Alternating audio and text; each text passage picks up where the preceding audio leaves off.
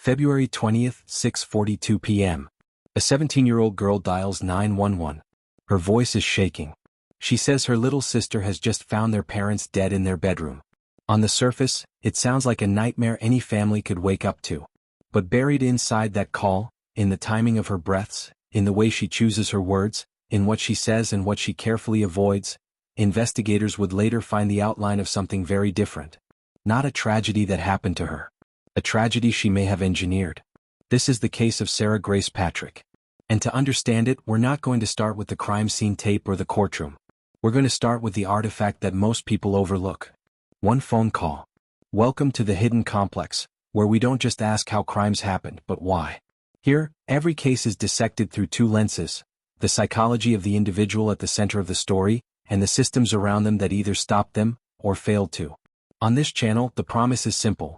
We go beyond the headlines and viral outrage to trace the deeper motives, pressures, and institutional blind spots that made each crime possible in the first place. If a story doesn't reveal something about both the mind and the machinery around it, it doesn't belong here.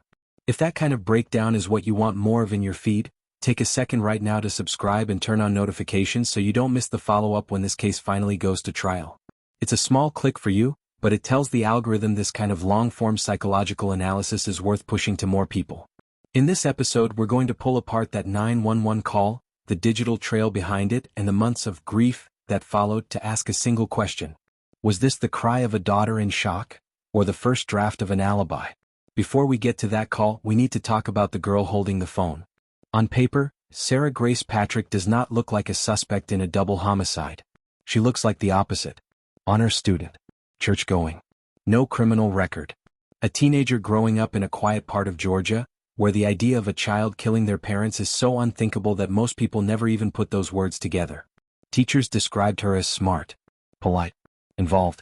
Online, she posted like any other teenager, curated moments, filtered images, little glimpses of a life that looked stable and ordinary. And that's the first problem. When a crime this brutal collides with an image this clean, everyone around it, neighbors, police, judges, reporters, feels the same internal resistance. She doesn't look like someone who could do this. That resistance is powerful. It buys time. It creates doubt. And for months, it gave Sarah something more valuable than any lawyer: the benefit of the doubt. When officers first arrived at the home on Tyus Carrollton Road, what they found in that bedroom told a very different story from the image in the driveway. Kristen and James Brock were not victims of a chaotic break-in or a messy struggle. They were found in their bed, shot while they slept. No defensive wounds. No chase through the house. Just precision and finality. The crime itself was cold, controlled, intimate. The girl standing outside, crying and talking to police, did not fit that picture. And that tension, between the brutality of the act and the vulnerability of the person standing in front of them, is exactly where this case lives. Because if the outward image doesn't match the inward reality, it raises a terrifying possibility. What if the performance started before police even arrived? After the murders, the official story was simple. Sarah and her younger sister had been in the home. The younger child discovered the bodies. She ran to get Sarah. Sarah called 911. A horror no child should have to see. That's the version you hear first. The reaction story. She wasn't the one acting, she was responding. But while investigators documented the scene, another story was already starting to unfold somewhere else. Online. Within days, posts began to appear. Tributes. Photos. References to grief. Clips on social media including TikTok. At the funeral, Sarah stood and delivered a eulogy for her parents that ended with two small words that stuck with people who heard them. I'm sorry. I'm sorry can mean a lot of things. I'm sorry they're gone. I'm sorry I couldn't save them. I'm sorry for what I did. Words are slippery that way. They give you enough room to hide. Forensic psychologists who study parricide, children who kill their parents, see a pattern that doesn't start with the weapon. It starts with control. Control over how they are seen. Control over how the story is told. Control over who gets to be the victim. In many parricide cases, there is a long build-up, escalating conflict, strict or chaotic home environments, a growing sense of entrapment and a fantasy, sometimes conscious, sometimes not, that removing the parents will finally solve everything. When that fantasy crosses into action, the child often tries just as hard to manage the story afterward as they did to plan the act itself. In genuine grief, behavior is chaotic. People contradict themselves. They break down. They hide from cameras. They disappear offline. In performative grief, behavior looks different. It is shaped, edited, sure. It is a version of pain that is always aware there is an audience. So the question becomes, was Sarah grieving, or was she directing? To get closer to that answer, we have to go back to the artifact law enforcement quietly returned to over and over. The 911 call. Most people, if they heard it, would fixate on the obvious, crying shock, the words, "they're dead." Investigators listened for something else entirely. They listened to the structure.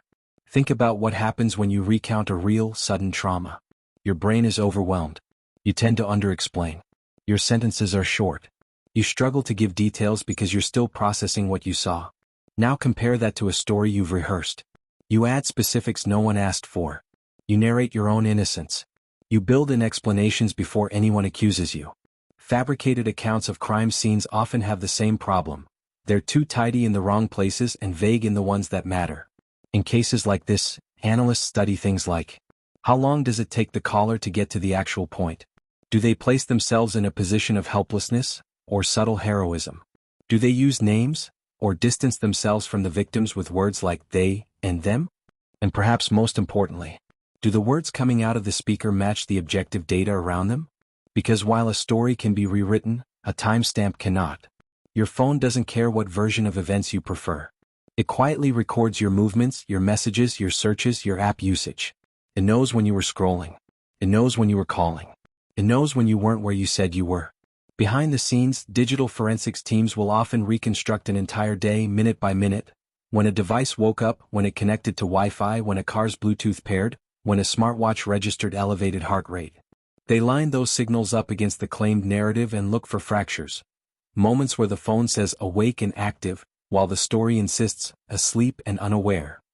If Sarah was asleep or in another room when her sister supposedly found the bodies, there should be gaps in her activity. Long periods of nothing. A digital silence that matches the story. If instead her phone shows movement, messages, opened apps, or activity near the time of the murders, then the narrative she offered dispatch is no longer a neutral description of events. It becomes a performance layered over a different reality. And once investigators suspect that, the entire call gets reinterpreted. Every pause becomes meaningful. Every unnecessary detail becomes a potential patch in a leak. Every they instead of mom or dad becomes more than just a pronoun. In confirmed cases of children killing parents, distancing language is common. Saying them instead of my parents helps the speaker create psychological space from what they've done. It's a small act of self-protection in the middle of a much larger act of destruction. So if a daughter is calling about the most important people in her life, and she keeps choosing vaguer, colder words, that's not proof on its own. But it is a crack. One crack doesn't make a case. But this one didn't exist alone. While the public saw a devastated teenager moving out of state to live with relatives in Alabama, investigators kept building their timeline. Why, if this was a random act of violence, was there no sign of forced entry? Why were the shots so precise? Why was there no clear suspect outside the home, but an emerging digital pattern inside it? And if Sarah was just a bystander to a horror she didn't create, why did something else happen in the months that followed that had nothing to do with grief at all, and everything to do with profit? At a later bond hearing, a different kind of artifact surfaced. A contract. A six-figure media agreement, around $100,000, reported to have been signed by her grandparents. The defense framed it as a way to tell her side of the story. The prosecution saw something else. To them it looked like a potential escape fund. A pool of money that could make running easier, not harder. Regardless of which side you believe, the existence of that contract tells us something important. The story of these murders was being packaged and sold before a jury ever heard all the evidence. Tragedy was being turned into content. And that brings us to the second half of what this channel is about. The hidden complex doesn't just focus on the psychology of individuals who commit, or are accused of committing violent acts. It also focuses on the systems around them. Law enforcement, courts, media, even family structures, and how those systems can unintentionally protect the very person they should be scrutinizing. In this case, several systems collided in a way that's hard to ignore. You have a criminal justice system that is reluctant, by default, to see a teenage girl with good grades as capable of executing her parents in their sleep. You have a media ecosystem ready to pay for exclusive rights to a story that hasn't even been fully tried. You have family members who may be torn between grief, denial, and financial opportunity. Each of those systems made choices. Those choices shaped what happened to Sarah after that 9/11 call, and what didn't.